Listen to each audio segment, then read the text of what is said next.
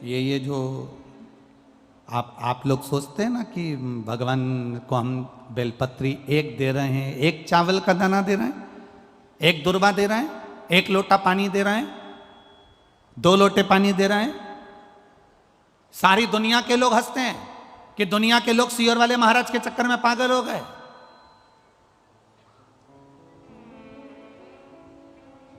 और वो सीहोर वाला तो ना जाने शिव पुराण बाजता कि नहीं बाजता, लोग कहते टोटका पुराण बाजता रहता है। हम उनसे कहते हैं अगर महाराज टोटका पुराण बाजता है तो फिर सुनते काहे को हो? अपने घर में टीवी है, रिमोट हाथ में है, खटका दबाओ, बंद करो ना। दूसरा महाराज आर्या को उसको पकड़ो ना। कौन ने कहा कि खोल के बैठो?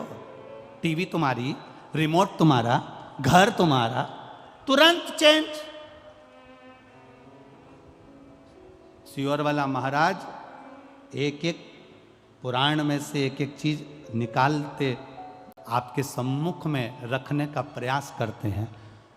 ये देखिए 10 पुष्प राजा अज जो शंकर भगवान को देते थे, वो 10 पुष्प चढ़ाने का फल क्या हुआ कि जिस दिन राजा अज को लगा कि मेरे घर में औलाद नहीं है, तब राजा अज विचार में पड़ गए और शंकर जी की आराधना करने लगे। तो एक एक रथ शंकर के शिवलिंग के पास में से निकल कर बाहर आने लगे। जब 9 रथ निकल कर बैकुंठ चले गए, तब 10वां रथ निकल कर बाहर आया और उस रथ पर एक बच्चा रो रहा था, वो दशरथ कहलाया। वो 10 पुष्प का फल दशरथ के रूप में मिल गया था राजा अज को।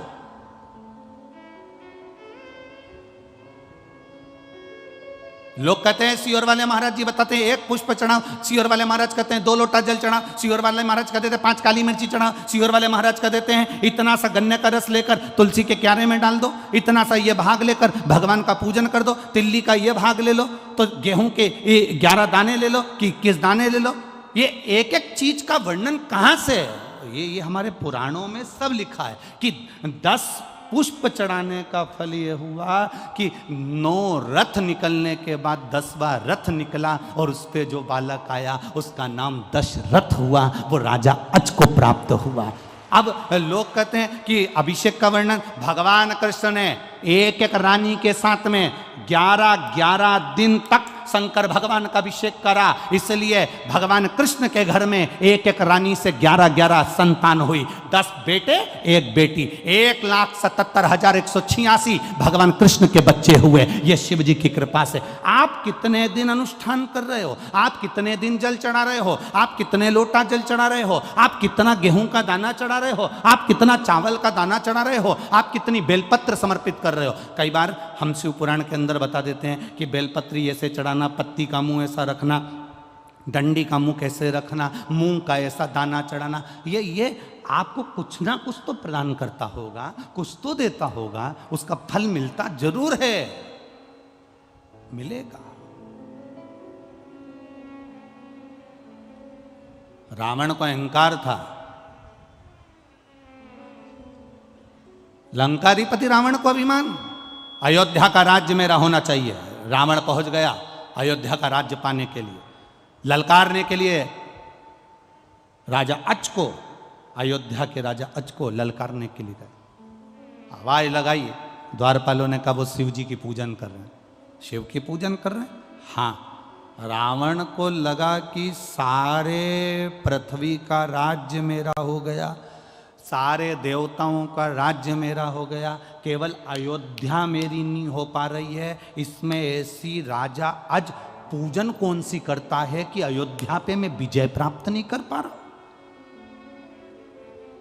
कुछ तो तुम्हारी धर्म पत्नी ऐसा व्रत करती है जिसके कारण बाल बांका नहीं हो पा रहा। कुछ तो तुम्हारे अंदर भगवान की ऐसी दृष्टि है कि दुनिया तुम्हारा पांव खींचकर नीचे फेंकना चाहती है और भोलेनाथ ने हाथ पकड़कर तुम्हें ऊपर उठा रखा है। कुछ तो है तुम्हारे साथ में, कुछ तो है। तो कई लोग कह देते हैं इतना बड़ा एक्सीडेंट हुआ बच गए, इतना बड़ा एक्सीडेंट हुआ, बच गए। समझो क्यों बच गए? जरूर उसने तुम्हारा हाथ पकड़ कर रखा है। सारी दुनिया पांव पकड़ कर पीछे खींच रही है, सारी दुनिया चाहती है कि तुम हारो, सारी दुनिया चाहती है कि तुम नीचे गिरो, सारी दुनिया चाहती है कि तुम आगे ना बढ़ पाओ, पर कोई तो है तुम्हारे साथ में, कोई तो एनर्जी है तुम्हारे साथ में, कोई तो बल है तुम्हारे साथ में जो तुम्हें गिरने नहीं दे रहा। वो बल राजा रावण कहता है, भगवान उस अयोध्या के द्वारपालों से मुझे देखना है कि आज अयोध्या का राजा आज कौन सी पूजन कर रहा है। शंकर की ऐसी कौन सी पूजन है जो अयोध्या मेरी नहीं हो पा रही है? शिव की ऐसी कौन सी आराधना है जो अयोध्या मेरी नहीं हो पा रही है? राजा आज के पूजन कक्ष में मुझे लेकर चलो। द्वारपाल राजा आज जिस जगह पर शंकर जी को 10 पुष्प समर्पित करते थे उस जगह पर लेकर रावण को खड़ा कर दिया। रावण देख रहे थे, राजा अज ने त्रिपुंड लगा रखा है, 12 तिलक कर रखे हैं। राजा अज हाथ जोड़कर भगवान की पूजन कर रहा था। एक एक पुष्प राजा अज शिव जी को समर्पित कर रहा था। कभी गौरा रानी की जगह पर, कभी अशोक सुंदरी की जगह पर, कभी गणेश जी की जगह पर, कभी षडानंद कार्तिकेय जी की जगह पर, कभी उस जया विषहरा शामरी बारी दौतली देव का स्मरण कर कर शिव पर जल चढ़ाते हुए पुष्प चढ़ा रहे थे राजा अज। अब राजा अज फूल चढ़ाते चढ़ाते राजा अज ने तुरंत हाथ में अंजलि में जल लिया और जल लेकर आंख बंद कर कर राजा अज ने वो जल पीछे फेंक दिया।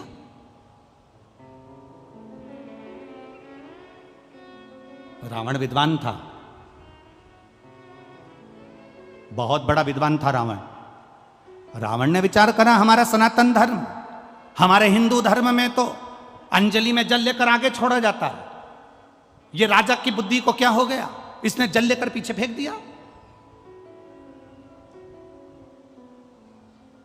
हमारे सनातन हिंदू धर्म में रावण लंकाधिपति सोच रहा है कि हमारे सनातन धर्म में, हमारे हिंदू धर्म में अंजलि में लिया हुआ जल सामने छोड़ा जाता है, आगे छोड़ा जाता है, पर राजा अज ने वो जल तो पीछे पटक दिया, हाथ में लेकर पीछे छोड़ दिया। अब रावण को हंसी आ गई, ठाका लगाया लंका के राजा रावण ने। अपने आप को इतना बड़ा विद्वान बनता है अज, जिसको पूजन करना तक नहीं आती, जिसको जल चढ़ाना तक नहीं आता, वो जल पीछे पटक दिया। अरे किसी विद्वान को अपने पास में बिठाना था, वो तुम्हें बता देता कि जल कैसे चढ़ाना चाहिए। किसी पढ़े लिखे को बिठाते अपने पास में, वो तुम्हें समझा देता कि जल कैसे चढ़ाना है, कैसा नियम करना है, कैसी पूजन करना है। कोई विद्वान को अपने पास में बिठाते, वो समझा देता तुमको। राजा रावण को हंसी आ गई और हंसी आते से ही राजा अज का ध्यान रावण पर चले गया। लंका का राजा रावण आज खड़े होकर बोले, आज लंका का राजा मेरे दरवाजे पर अयोध्या में कैसे आना हुआ? रावण कहते हैं कि मैं आया तो तुमको युद्ध के लिए ललकारने था, पर हमारा सनातन धर्म हिंदू धर्म में हाथ की अंजलि में जल लेकर सामने छोड़ा जाता है, पर तुम तो ना जाने कौन सा विधान लेके आए कि पानी को तुमने पीछे फेंक दिया। ये तुमने करा क्या? इतने में राजा अज ने कहा, मैंने पानी पीछे इसलिए फेंका, मैं जब पूजन कर रहा था 9वें नंबर का पुष्प मैंने समर्पित करा था और मेरे कानों में गौ माता की आवाज़ मेरे कानों में रंभाने की सुनाई देने लगी। यहाँ से 42 किलोमीटर की दूरी पर जंगल में एक शेर एक गाय को खाने वाला था। गाय ने मुझे पुकारा, नगर का राजा संभालो, राजन संभालो। गाय रंभाई, मैंने जल उठाकर पीछे फेंक दिया। रावण कहने लगा, तुम्हारे पूजन में पीछे फेंके हुए जल से होगा क्या? राजा अज ने कहा, वो जल शेर को मार दिया होगा, गाय को बचा लिया होगा। रावण कहता है, पानी से शेर मरता है? पानी से शेर मरता है? राजा अज ने कहा, मेरे भोलेनाथ जी का जो पानी है ना, ये कोई साधारण नहीं है। शेर भी मरा होगा, जाओ जरा देख कर आओ। रावण राजा अज से मिला नहीं, बात नहीं करी, तुरंत रथ उठाया रावण ने, 42 किलोमीटर दूर वन में पहुंचा और वन में जाकर क्या देखता है, एक गाय घास चर रही थी, उसके पास में हजारों बाणों से रमा हुआ शेर पड़ा हुआ था। राजा रावण की आंख से आंसू बह गए।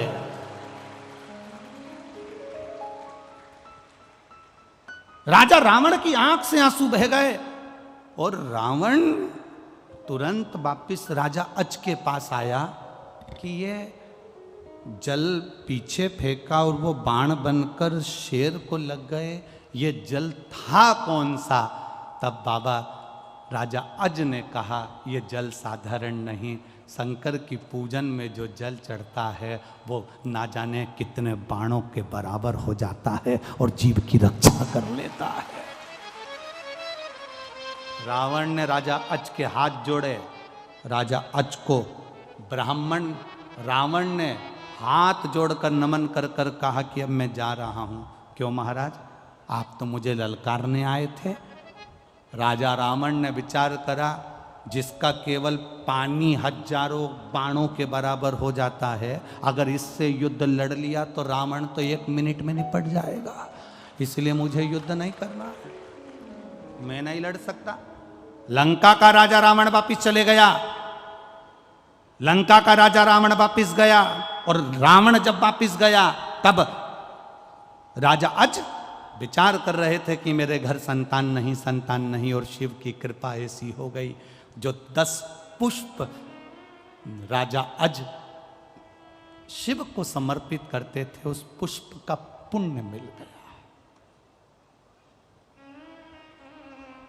एक एक रथ निकले, एक एक रथ।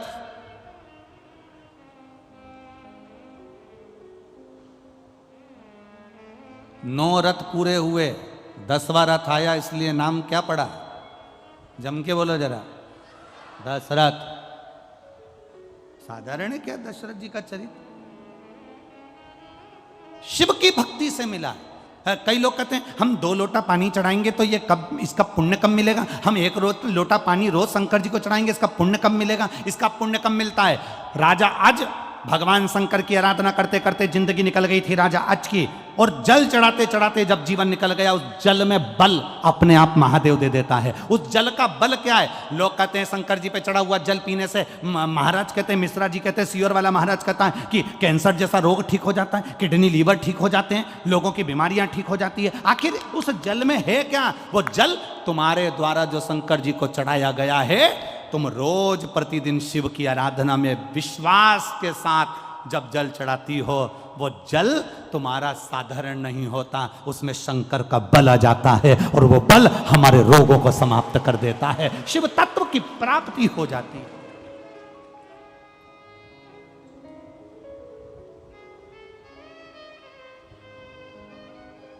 अब वो लंका का राजा रावण तो कितना विद्वान था। लंका का राजा रावण भी हंसा था राजा अच को देखकर जब उन्हें पानी पीछे फेंका। दुनिया के कई लोग हैं, हम इस व्यासपीठ से आपको बता देते हैं कि ये कर लेना, ऐसा करो, कनेर का पुष्प चढ़ा दो, दुर्वा चढ़ा दो, बेलपत्र चढ़ा दो, मूंग चढ़ा दो, चावल चढ़ा दो, ऐसे कई ढेर पड़े होंगे जो 24 घंटे हंसते होंगे। ये चढ़ाने से ऐसा होता है क्या? ये चढ़ाने से वैसा होता है क्या? ढेर पड़े होंगे जिनके पास में 24 घंटे कोई काम नहीं है, केवल निंदा, केवल बुराई। फेसबुक चलाओ, यूट्यूब चलाओ, एक बुराई छाट दूसरी लिख दो, दूसरी चाहो तीसरी लिख दो। जब जब आप कोई अनुष्ठान करने बैठोगे, जब जब आप अभिषेक करने बैठोगे, जब जब आप बेलपत्र चढ़ाने बैठोगे, जब जब आप कनेर का पुष्प चढ़ाने के लिए जाओगे, दूसरे तुम्हारे पास में आकर हंसेंगे और तुमको उस जगह से हटाने का प्रयास करेंगे। समझ लेना कि वो इसलिए आया है कि हमारे मन का मनोरथ पूर्ण ना हो, इसलिए वो बीच में अड़चन डालने के लिए आया है। पर अगर तुम्हारा विश्वास पक्का है और तुमने एक दुर्वा, एक बेलपत्र, एक कनेर का पुष्प भी, एक चावल का दाना भी, एक लोटा जल भी अगर विश्वास के साथ शिव जी को समर्पित करा है, तो फिर शंकर तुम्हें खाली नहीं छोड़ता, झोली भर कर ही छोड़ता है। ये निश्चितता है उसकी।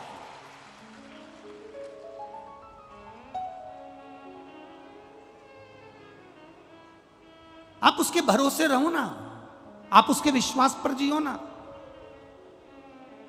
हमारा क्या जाएगा, ये कथा बाची लाखों लोग श्रवण कर रहे हैं, करोड़ों लोग भगवान की भक्ति कर रहे हैं, शंकर के तत्व को जान रहे हैं, शंकर भगवान के विचारों को जान रहे हैं, शंकर की करुणा को जान रहे हैं। हमारा क्या जाएगा, यहां कथा बाची, फिर तिल्दा नेवरा चले जाएंगे। 1 तारीख से 7 तारीख तक तिल्दा नेवरा में छत्तीसगढ़ में कथा हो जाएगी, वहां पहुंच जाएंगे। वहां कथा पूरी होगी, दतिया पहुंच जाएंगे, दतिया पूरी होगी, फिर वापिस राजगढ़ के क्रम में पहुंच। ये सब कथाओं का क्रम चलता रहेगा। पर आपके भीतर अगर विश्वास जागृत हो गया, एक बार आपको समझ में आ गया कि 1 लोटे जल का महत्व क्या है, घर के बच्चे के हाथ में 1 लोटा पकड़ाओ और उससे कहो कि तू जल चढ़ा के आ। जिस घर का बच्चा 1 लोटा जल हाथ में पकड़कर शंकर को चढ़ाना चालू कर देता है, उस घर के बच्चे को किसी बैंक में खड़े होकर हाथ जोड़कर लोन लेने की जरूरत नहीं पड़ती, भगवान इतना दे देता।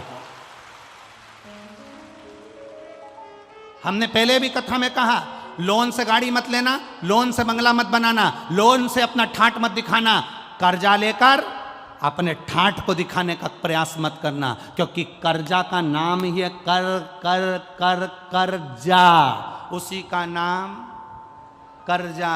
जो